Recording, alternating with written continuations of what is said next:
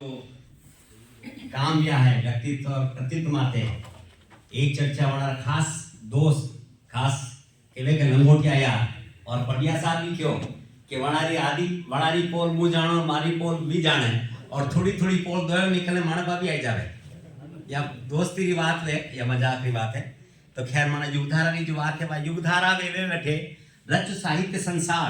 और इन धारा में वही हम जा जीवन साथ या दर्शन की बात भी सांस्कृतिक साहित्यिक और वैचारिक संस्था युगधारा जड़ी में हेंग वाता वेवे हेंग विधा वेवे भाषा में हिंदी और राजस्थानी दो ही वेवे वसा मानी युगधारा आदरणीय पंड्या साहब रे मार्गदर्शन में चलती रहे। और जब बात की प्रजातांत्रिक तरीका अत्र अध्यक्ष बने अध्यक्ष है बढ़िया अपने वणा ने स्वतंत्र रूप में अपनो काम करे और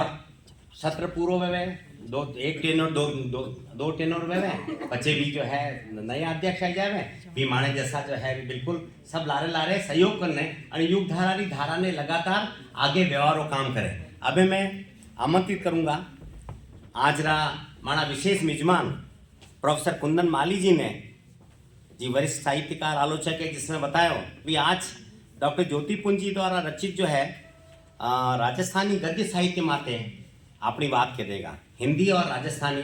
दोहर माते। तो बहुत आदर और मान सम्मान में आमंत्रित करूं भाई डॉक्टर कुंदन जी माली जी ने।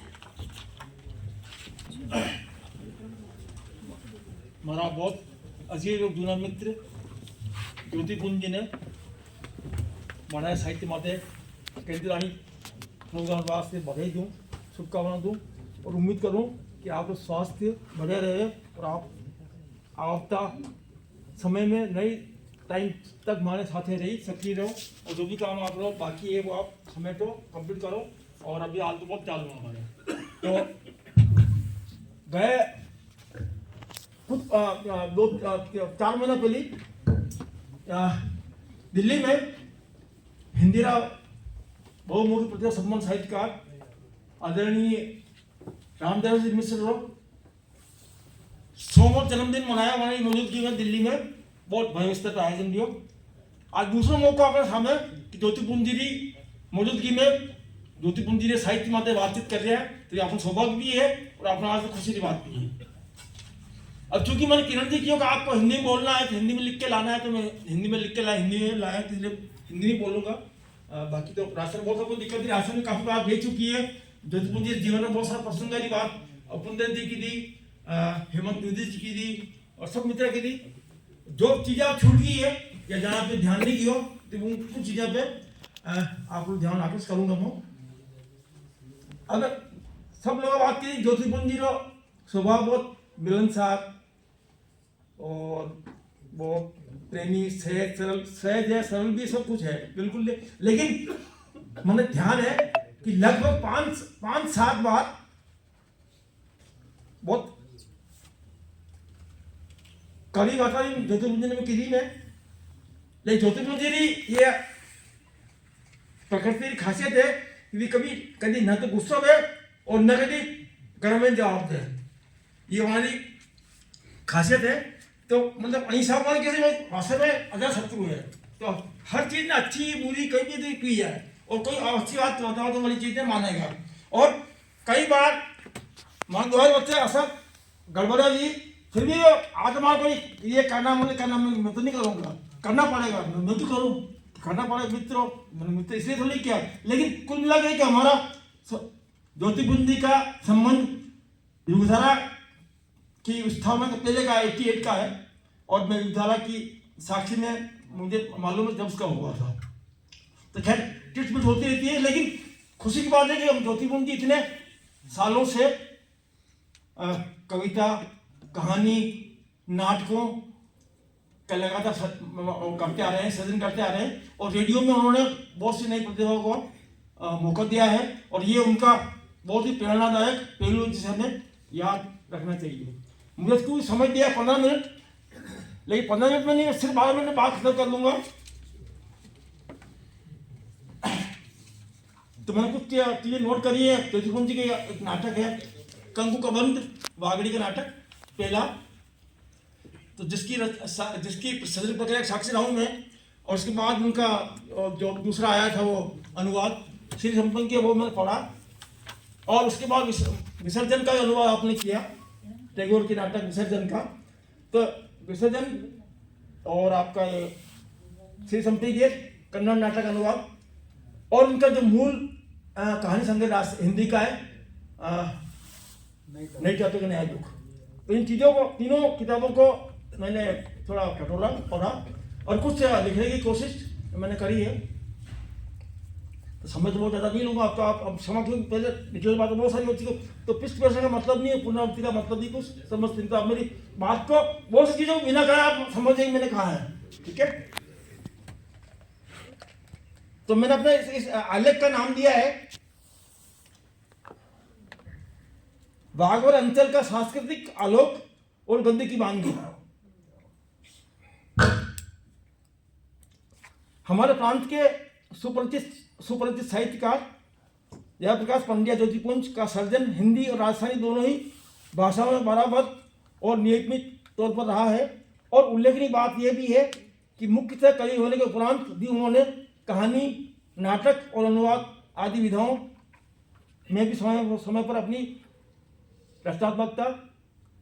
बौद्धिकता और अनुभव परक परिवेश से समृद्ध कृतियों का महत्वपूर्ण अवदान करते हुए स्वयं की रचना धार्मिक क्षमताओं से सशक्त पहचान बनाई है। श्रव्य माध्यमों के स्तर पर लंबी अवधि व्यतीत करने की वजह से भी और जनजीवन के विभिन्न कोण अंतरों की व्यापक और सूक्ष्म निरीक्षण क्षमता की बदौलत ज्योतिपुंज उन थोड़े से गिने चुने साहित्यकारों में है शुमार होते हैं जिन्होंने बागवर अंचल की लोक संपदा, वहाँ की लोक संस्कृति, वहाँ के जीवन की जटिलताओं, अभाव, अभियोग, विडंबनाओं और विसंगतियों को अपने जीवन और विविध रूपों में अपनी रचनाओं की मार्फत सटीक, समीचीन और संवेदनशील तथा प्रभावी तरीके से संप्रेषित करने में सफलता प्राप्त की है।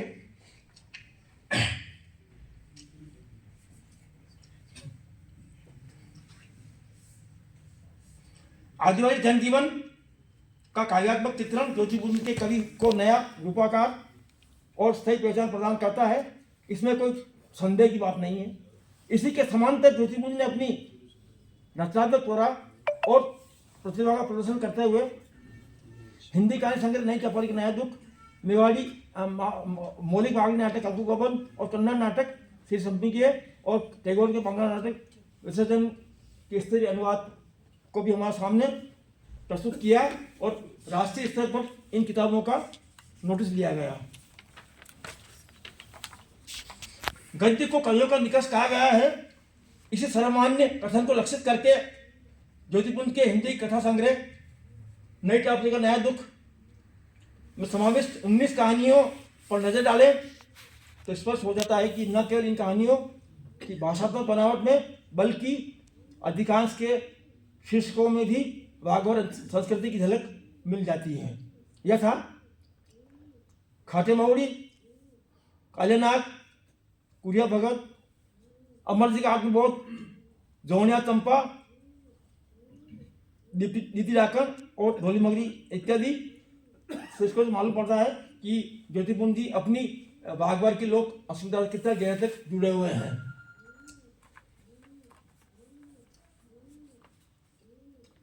ज्योतिपुंज की अधिकांश कहानियों में भाव, भाषा और अनुभूति और संरचना में बागवर अंचल अपनी तीव्रतम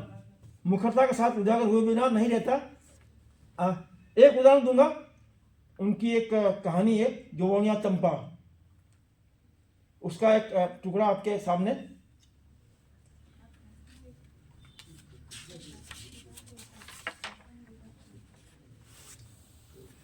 चंपा बोली, बाबा मैं तने कहा था कि यो राक्षस है, पर तब में लालच माय आगे गया, मन ने बहन पाणवी ने धोखो करियो, जाओ पुलिस वाला ने बुला मिलाओ,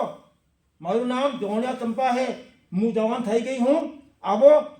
मारी जुवानी ने रूप नो आनंद लो। पेज 77 उन कहानी मशहूर जोनिया चंपा से टुकड़ा मैंने आपकी सेवा में पेश किया। बाकी